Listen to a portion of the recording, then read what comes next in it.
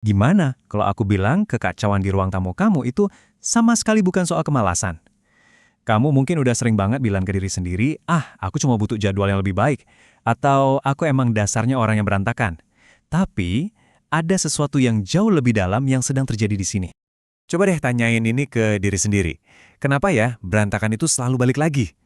Kayak hidup. Kamu udah bersih-bersih, udah digosok, ditata rapi, 3 hari kemudian kamu tenggelam lagi di tumpukan yang sama. Rasanya kayak kutukan kan?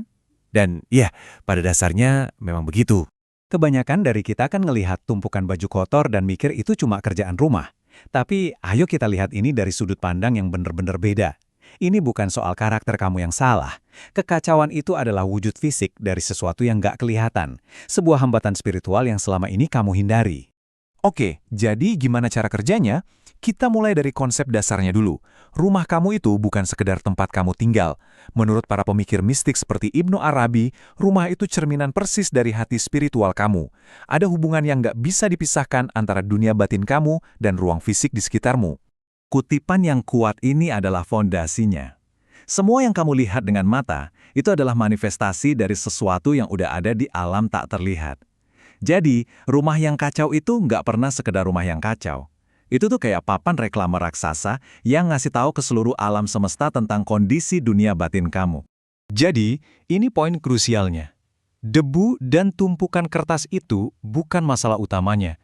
Itu cuma residu, sisa-sisa fisik dari kemacetan di dalam diri. Waktu kamu biarin kekacauan numpuk, kamu itu bukan cuma gagal merapikan, kamu secara fisik lagi mewujudkan kebuntuan dalam hidupmu. Dalam tradisi spiritual, ada konsep yang namanya barakah. Anggap aja ini kayak aliran ilahi, energi kehidupan, atau anugerah yang bikin skalanya bisa tumbuh dan berkembang. Nah, kunci dari barakah ini adalah dia butuh sirkulasi. Dia harus terus bergerak, kayak air di sungai. Dan disinilah masalahnya, seperti yang digambarkan dengan jelas di sini. Tumpukan barang kamu, kekacauan kamu itu, fungsinya persis kayak bendungan. Dia ngeblok aliran energi baru, kesempatan baru, dan berkah baru untuk masuk ke hidup kamu. Secara fisik kamu bilang ke alam semesta, udah penuh, aku nggak punya ruang buat hal baru. Jadi akibatnya apa? Kekacauan ini punya biaya yang nyata loh, walaupun seringkali nggak kelihatan. Dia mencuri sesuatu yang jauh lebih berharga daripada sekedar ruang fisik kamu. Dia mencuri energi hidupmu. Kekacauan itu nggak pasif, dia aktif. Seperti yang bisa kamu lihat di sini, dia itu nyedot energi kamu, ngeblok pintu kesempatan baru, ngikat kamu ke masa lalu yang udah seharusnya dilepas, dan jadi sarang buat energi negatif kayak cemas dan sedih. Slide ini bener-bener nunjukin konsep kuncinya dengan jelas. Pikiran bawah sadar kamu itu terus-menerus ngelacak setiap barang yang gak pada tempatnya. Tumpukan surat, kursi rusak, lemari yang berantakan, semua itu makan sebagian besar energi mental kamu tanpa kamu sadari. Kamu capek bukan karena kebanyakan kerja, tapi karena hidup di tengah badai informasi yang gak perlu. Ini dia ide yang radikal. Kamu bukan memiliki barang-barang itu, tapi barang-barang itu yang memiliki kamu. Setiap benda nuntut sedikit perhatianmu. Mereka itu kayak parasit yang nempel, terus-terusan nyedot energi hidup kamu, bikin kamu lemas tanpa tahu kenapa. Kekacauanmu itu punya bahasa. Dia lagi coba ngasih tahu kamu sesuatu. Dapur yang berantakan, itu seringkali nunjukin kurangnya kepedulian atau nutrisi buat diri sendiri. Kamar tidur yang kacau, itu cerminan gejolak batin. Dan lemari yang penuh sesak, wah itu krisis identitas. Kamu lagi berpegang teguh sama versi dirimu di masa lalu. Ini mungkin kebenaran yang paling susah buat diterima. Kita secara nggak sadar menciptakan kekacauan cuma untuk menghindari keheningan. Kalau ruanganmu bersih sempurna, kamu cuma akan berdua sama pikiranmu. Jadi ego kita ngebangun benteng sampah ini buat menciptakan masalah yang harus diselesaikan, biar nggak pernah harus menyelesaikan masalah yang sebenarnya, kekosongan di dalam hati. Oke, kita udah diagnosa masalahnya, sekarang kita pindah ke solusinya.